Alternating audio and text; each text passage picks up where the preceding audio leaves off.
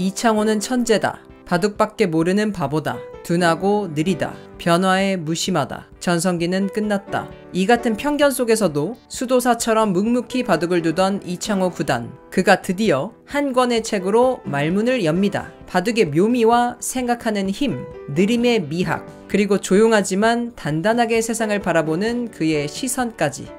안녕하세요, 프로 연우입니다. 오늘은 제가 가장 좋아하고 존경하는 바둑기사, 또 영화 승부의 주인공이기도 한 이창호 구단의 이 바둑 탐승을 읽고 느낀 점을 함께 나눠보려고 합니다. 저는 지금까지 가장 많이 본 기보가 바로 이창호 구단의 바둑입니다. 이창호 구단이 세계를 호령하던 시기에 제가 바둑을 배워서 저도 사실 이창호 키즈라고 할 수 있는데요. 이창호 구단의 바둑은 마치 바다처럼 깊어서 볼 때마다 또 다른 깊이에 도달하게 됩니다. 그리고 바둑뿐만이 아니라 인품에서도 배울 점이 정말 많죠. 이 책은 그런 이창호 구단이 직접 자신의 바둑과 인생을 돌아본 자서전입니다. 바둑기사로서의 삶과 여정, 그 안에서 얻은 깨달음들을 아주 진솔하게 풀어낸 이 책에는 재능과 노력, 느림과 집중, 변화와 끈기처럼 바둑을 넘어 우리의 삶에도 적용할 수 있는 통찰이 가득가득 담겨 있습니다. 자, 이창호 구단의 프로필 간단하게 알려드리면요. 6살 때 바둑을 시작해서 11살에 프로 입단에 성공합니다. 그리고 16살 세계 최연소의 나이로 세계 바둑 타이틀을 획득합니다. 그리고 그 뒤로 무려 16년간 세계 1위 자리를 지켜내며 바둑의 신으로 불리기도 하죠. 자, 이 사진을 보시면 이창호 어린이 시절 너무 귀엽죠? 동네에서 할아버지들이 두는 바둑이 너무 신기해 보였다고 해요. 마치 어른들만 아는 비밀 세계라고 느꼈죠. 이창호 어린이에게 바둑은 우주의 중심이었고 세상의 비밀을 푸는 마법이었습니다. 바둑을 졌을 때도 겉으로는 티가 안 나요. 아무렇지 않은 듯 보였지만 화장실에 가서 몰래 눈물을 뚝뚝 흘립니다. 이 조용한 승부욕이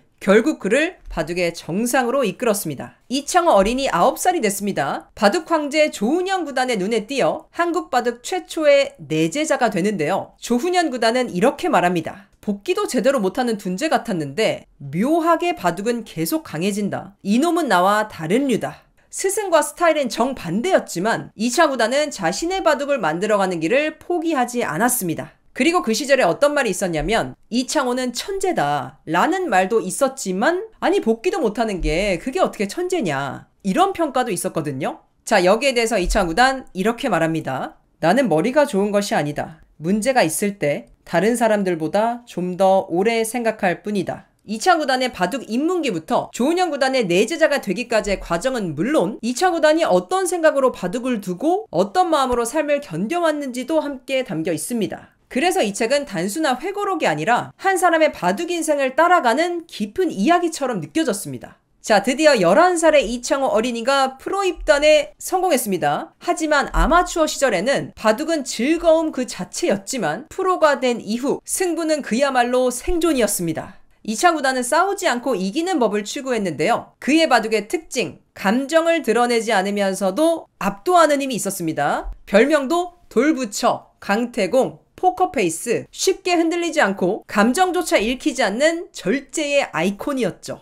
이제 프로가 되고 나서 어떻게 생활했냐면 대국이 있는 날은 시합을 들어갑니다. 그리고 대국이 없는 날도 한국기원에 있는 그 작은 연구실이 있는데 거기서 하루 종일 바둑을 연구하며 보내는 거죠. 이게 사실 매일 반복되는 일상인데 너무 지루하잖아요. 하지만 그는 묵묵히 같은 루틴을 견뎌냅니다. 화려하지는 않지만 그걸 하루하루 꾸준히 해낸다는 게 사실 이게 저는 가장 힘든 거라고 생각해요. 매일 하다 보면 재미도 없고 지칠 수도 있는데 그걸 하루하루 꾸준히 이창호 구단은 해냅니다. 또 바둑에서는 복기가 정말 중요한데요. 이창호 구단은 이기는 대국도 복귀하고요. 지는 대국은 더더욱 철저히 복귀합니다. 그래서 이 책에 이런 부분이 있어요. 패국의 연구 검토는 이미 아문 상처를 다시 째는 고통을 견디는 작업이다. 그것을 꾸준히 지속하는 데는 가슴에 칼을 꽂는 아픔을 견뎌내는 의지가 필요하다. 그러니까 진바둑을 다시 보면 사실 정말 괴롭죠. 왜 내가 이 수를 안 두고 여기를 뒀을까? 막 이런 자책을 계속하게 되는데 그런데 이긴 바둑보다 사실 진 바둑에서 배울 게 더 많습니다. 이창호 구단은 그 고통을 외면하지 않았습니다. 나의 실수를 되짚는 그 고통을 묵묵히 견디며 끝까지 복귀를 해내고요. 그리고 그 반복 속에서 진짜 강함이란 무엇인지 제대로 보여줍니다. 그리고 이창호 구단이 이렇게 얘기하는데요.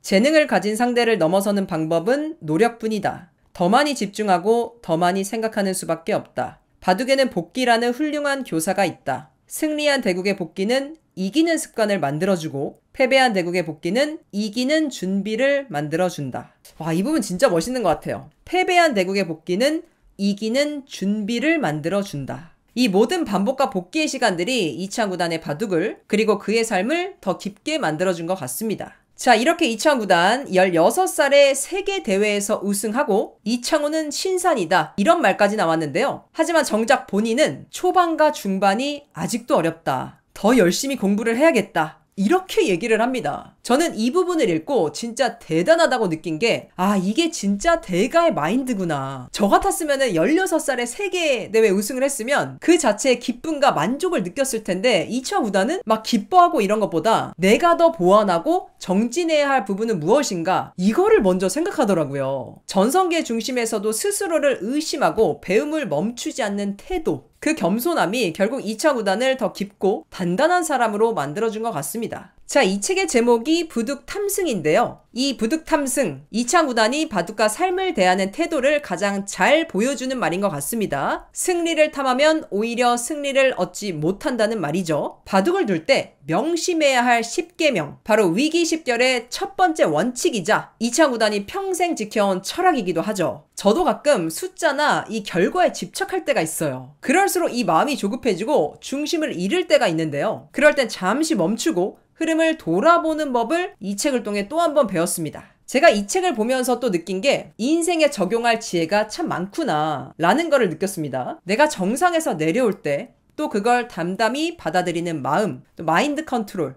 삶을 대하는 태도, 지금의 제 삶에도 조용히 스며드는 이야기들이 많았습니다. 특히 인상 깊었던 건 이창호 구단의 휘호 성의. 이창호 구단은 바둑을 두건 무엇을 하건 늘 조용히 그러나 깊은 정성과 마음을 다해 임합니다. 이상하게 제가 이 부분을 읽으면서 좀 울컥했는데 그러니까 이창호 구단의 진심 어린 정성이 정말 느껴졌던 것 같아요. 이창호 구단의 바둑 한 수 한 수에 그의 태도와 삶이 고요하게 배어 있습니다. 자, 마지막 마무리로 이창호 구단에게 바둑이란 무엇입니까? 물었더니 그가 대답합니다. 끝없이 먼 길을 가는 거라고 생각한다. 나는 스스로 원하고 선택한 길을 끝없이 걸어왔고 스스로 마감을 결정할 때까지 이 여정은 계속될 것이다. 네, 오늘은 이렇게 이창호 구단의 책 부둑 탐승을 소개해드렸고요. 조용하지만 깊은 울림이 있는 이 책 꼭 한번 읽어보시길 추천드리고 오늘 영상과 함께 이 책 증정 이벤트도 준비했습니다. 오늘 영상에 대한 감상이나 인상 깊었던 부분을 댓글로 남겨주시고요. 한마디도 괜찮습니다. 그 댓글을 캡처해서 제 이메일로 보내주시면 총 20분을 선정해 부둑 탐승 책을 선물로 보내드리겠습니다. 많은 참여 부탁드리고요. 오늘 영상이 흥미로우셨다면 구독과 좋아요 부탁드립니다. 감사합니다.